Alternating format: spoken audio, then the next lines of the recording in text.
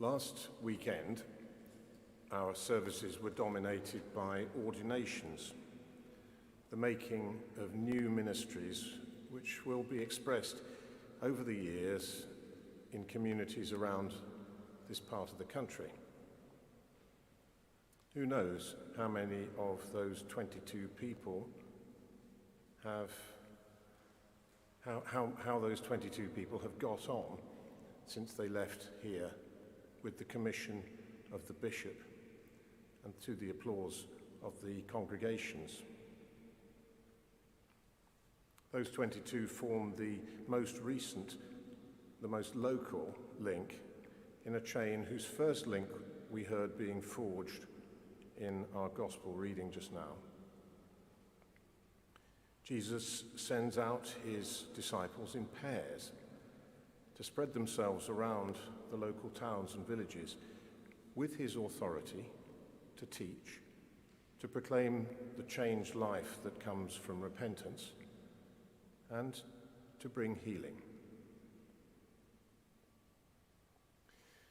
Did you notice how those people were equipped by their leader? They were under orders to carry a stick, to wear a tunic, to wear a pair of sandals. Beyond that, nothing. No money, no food.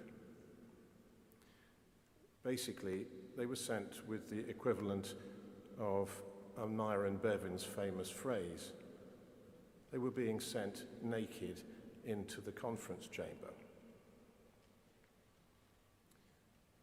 By contrast, those ordained last weekend will have been probably given housing and some financial support, and all will have had several years of training. Nonetheless, I'll bet that many of those, if not all of them, have spent the last week a bit at sea, a bit at a loss, wondering whether sooner or later they'll be found out. In fact, I hope they feel like that. It seems to me to be the right thing, the right feeling. Look at the ministry into which those first disciples were commissioned. Jesus, fresh from splashy exploits around the region, comes home. And there, compared with the crushing crowds and the transformed lives which have attended him wherever else he's been, here he finds that his ministry is a crashing failure. People here know him, and they know his family. They're not impressed. And even his family can't take him seriously. In my own experience and involvement over the years with people considering how to respond to their sense that God may be calling them to a change of direction, and that might involve ordination,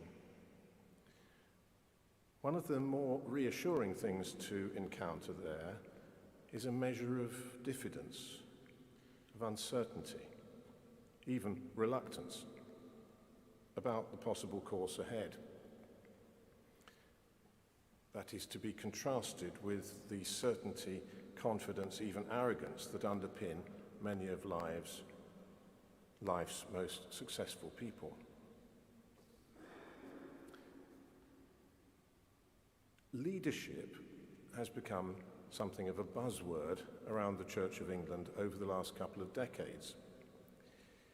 You can, for example, now take an MA in Christian leadership at Sarum College just across the close from here. And finding and preparing people to lead the church has become a major focus from the top down in the institution.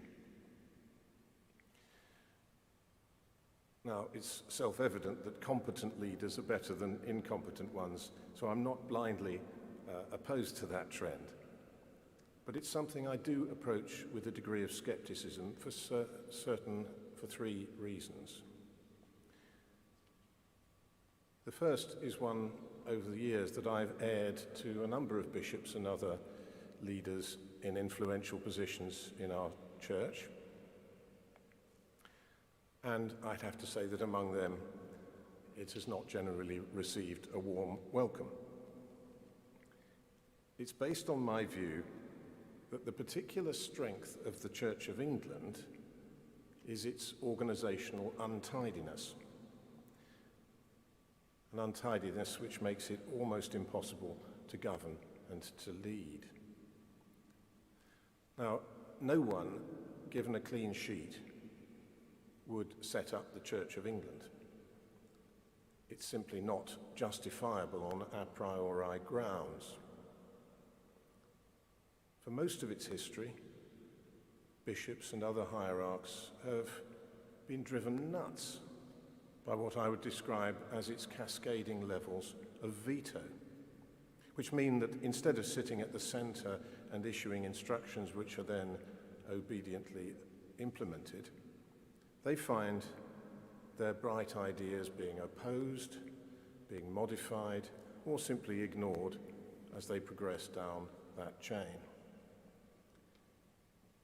And of course, it isn't only a bishop who finds him or herself in this position, largely impotent.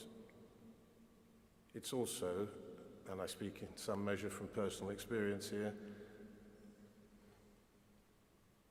the experience of countless vicars and rectors and rural deans and other people in supposed positions of authority within the church. This is a real strength.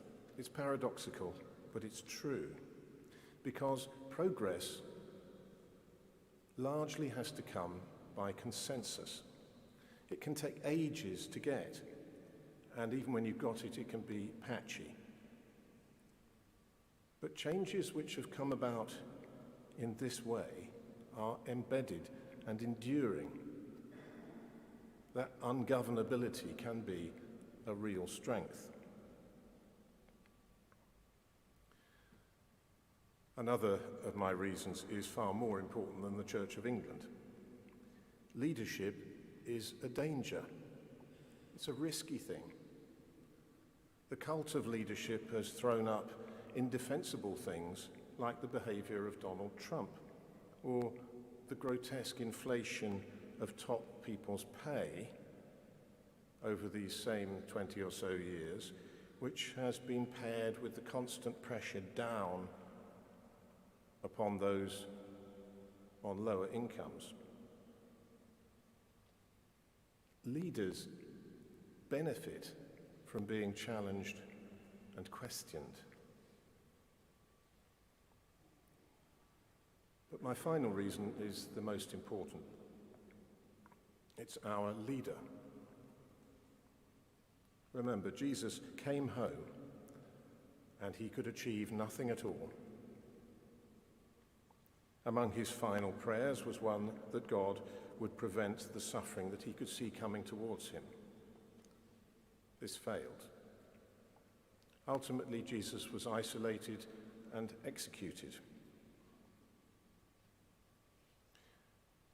Sometimes people had put their faith in him, and he had been able to achieve great things.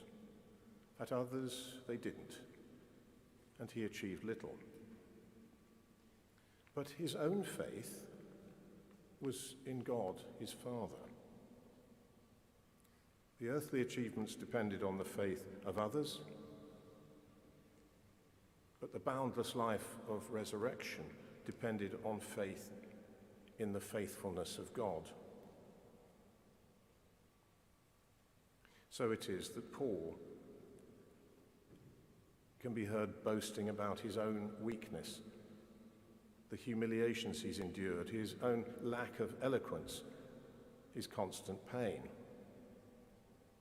This man with problems and flaws galore, but also apparently vast gifts as a leader and a guide, but a man who knows that all that matters is to rely on God, whom we know in Jesus. That is where faith must be fixed, not on any other leader.